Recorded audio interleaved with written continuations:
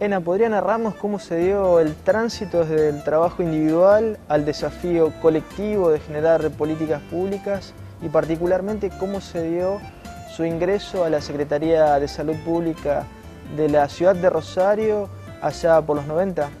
Bueno, yo estuve como jefa de área programática del Hospital Eva Perón durante 10 años. En esos 10 años, ese entusiasmo que tuve al principio con la creación de centros es como se fue apagando por el hecho de que era una gestión muy normativa, muy centralizada. La Dirección de Atención Primaria estaba en la ciudad de Santa Fe y prácticamente los contenidos de las rondas de salud que hacían los agentes sanitarios no estaban surgidos de los problemas locales de salud, sino se digitaban desde el nivel central, desde el escritorio. Y estos contenidos de ronda que implementó este programa era una copia de los viejos programas de salud rural que existieron en las ciudades, en la provincia de Santa Fe, que tuvieron mucho éxito. Eran programas con rondas permanentes para derivación y pesquisa de pacientes. Y cuando se implementa este programa nacional de los asentamientos irregulares, que fue un programa selectivo porque era una población seleccionada, no era atención primaria como estrategia, entonces ahí empezaron a surgir los problemas, en el sentido de que nosotros teníamos las rondas, eran 3 al año, y en el periodo interronda nosotros queríamos abordar los problemas que localmente habíamos digitado como importantes. Venía una orden del ministerio que los agentes de salud tenían que ir a tal lugar, se los desvinculaba totalmente de su territorio. De manera tal de que a mí esos 10 años me sirvieron lo que no debe hacerse. Y otro núcleo importante y un problema para el crecimiento de los centros es que nunca tuvieron presupuesto propio, entonces dependían de los presupuestos de hospitales. Y como los recursos para hospitales sabemos que siempre son pocos, para el centro de salud era una pelea permanente con farmacia, que si quedaba poca leche no iban al centro de salud, quedaban para el hospital. Si faltaba una medicación, ay no, que la vengan a buscar acá porque tenemos muestras, hay que auditar las recetas. Eran todos problemas. Cuando tenía que hacer las historias clínicas para el centro de salud, que no había papel. Bueno, por eso digo, cuando asume el gobierno socialista en diciembre del año 89, yo había participado desde la Asociación Médica en grupos de trabajo proyectando la salud para el municipio de Rosario en el caso de que ganara Caballero.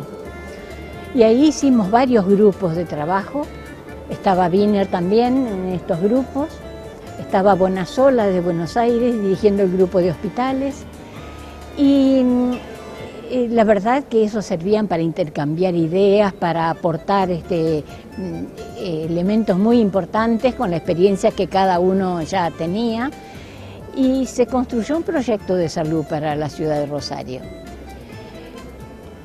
A los 5 meses, sí, porque asumió en diciembre el gobierno, Wiener se hizo cargo de la Secretaría de Salud Pública y en abril me convoca para hacerme cargo de una nueva dirección, que era la Dirección de Atención Primaria. No dudé, por supuesto, en decirle que sí, y en el año 91, cumplía yo 60 años, me jubilé por universidad, cerré mi consultorio y me dediqué full time a la gestión en salud pública en la municipalidad. Y ahí tuve la suerte de formar un equipo interdisciplinario de 10, donde realmente la respuesta la teníamos. Yo subía la escalera y ya tenía el sí de Wiener para poder lo que uno necesitaba. La lucha más dura que tuve en ese periodo era el descreimiento de los trabajadores de salud que no creían que era posible el cambio. Entonces iba a implementar historias clínicas que no existían en los centros de salud. Y el discurso era siempre muy parecido. Ay, doctora, usted pide que hagamos historias clínicas, no tenemos ni papel para recetario. No había ni bajalengua, ni descartable. Estaban los centros de salud con un abandono increíble. Y también el recurso humano no era el mejor, porque todo el recurso humano que tenía algún problema en hospitales, algún castigo, alguien que, bueno, conflictuado, iba a parar a los centros de salud. De manera tal de que los primeros 2-3 años fue un poco el poder montar a los centros de salud con los elementos básicos, pero que tengan una continuidad fundamental para su práctica.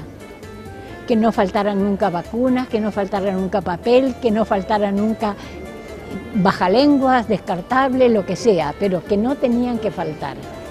Y ahí, como yo había puesto la cara en todos los centros de salud, me rompía todo para que no falte nunca nada. Así que yo acudía permanentemente ya sea a la Dirección General o a Wiener para que me dé respuesta.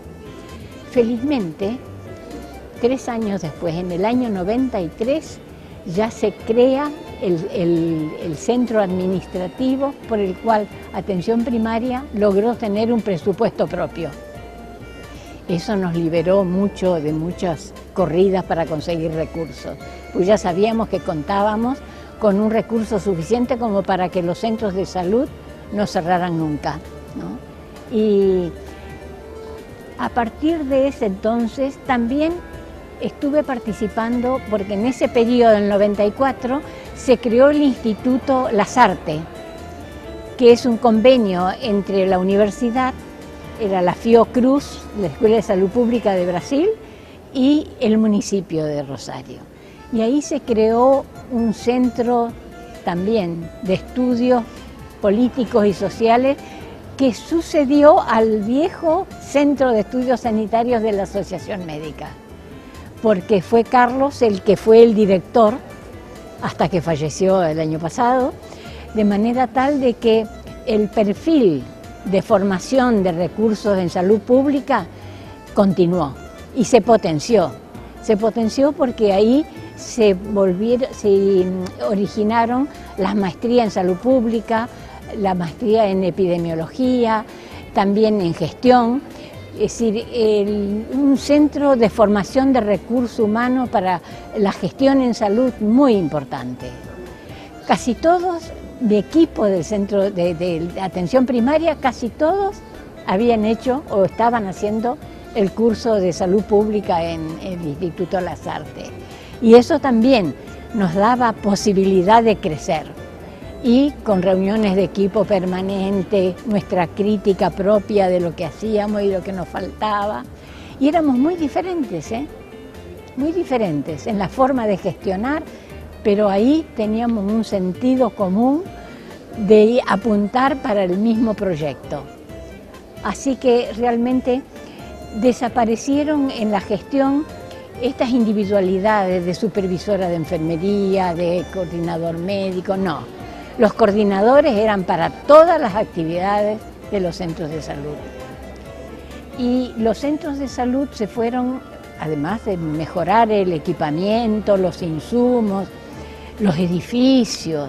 Recuerdo que los primeros edificios en la municipalidad, algunos consultorios tenían cortinita para separar el consultorio. Realmente unos lugares, una infraestructura que no jerarquizaba la actividad que ahí se pensaba desarrollar. Entonces empezaron las construcciones de nuevos centros. Recuerdo con Hermes recorrer los barrios para encontrar lugares para crear nuevos centros, como el Mangrullo, el Gaucho, la Lagunita, el Juana Zurduy, bueno, un montón de centros nuevos en lugares estratégicos donde la población era de mayores necesidades. Ahí es donde se hizo realmente, porque los centros de salud primeros de Rosario obedecieron más a razones de tipo política que a necesidades poblacionales. En cambio, con la gestión del doctor Wiener, buscábamos los lugares más alejados, más perdidos, más necesitados, para ahí poner un centro de salud.